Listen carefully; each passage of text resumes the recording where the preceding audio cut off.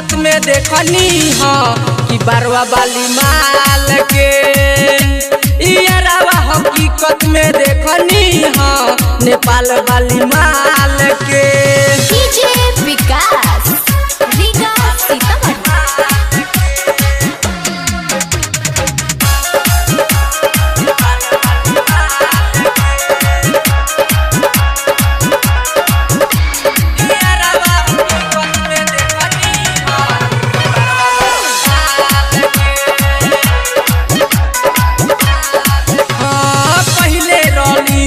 पातर चीतर हो गइल बिया मोटरे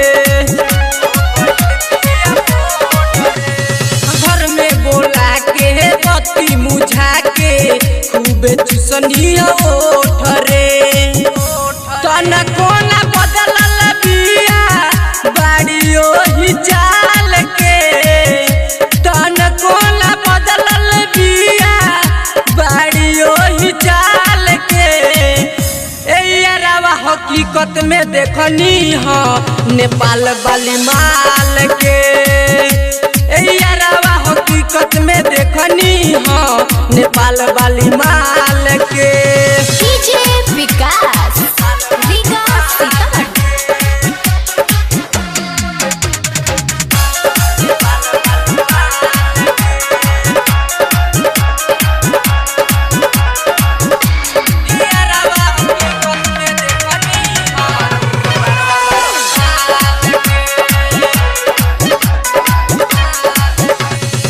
नीचे हमरा नी ऊपर सीना से सीना साट के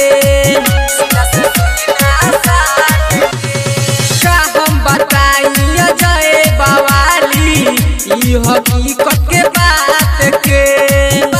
छोटू वाला बेल का फेरू चले गइल डाल के छोटू वाला बेल के फेरू चले गइल डाल के।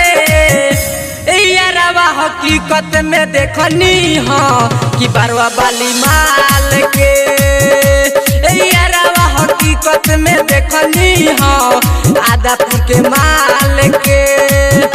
कोरा में धके उदा पुछली हाल चाल रे कोरा में धके उदा पुछली हाल चाल रे यारवा हकीकत में देखनी हाँ कि बरवा वाली माल के यारवा हकीकत में देखनी हाँ कि बरवा वाली माल के। तिरलो की रिकॉर्डिंग स्टूडियो छावड़ा दानो।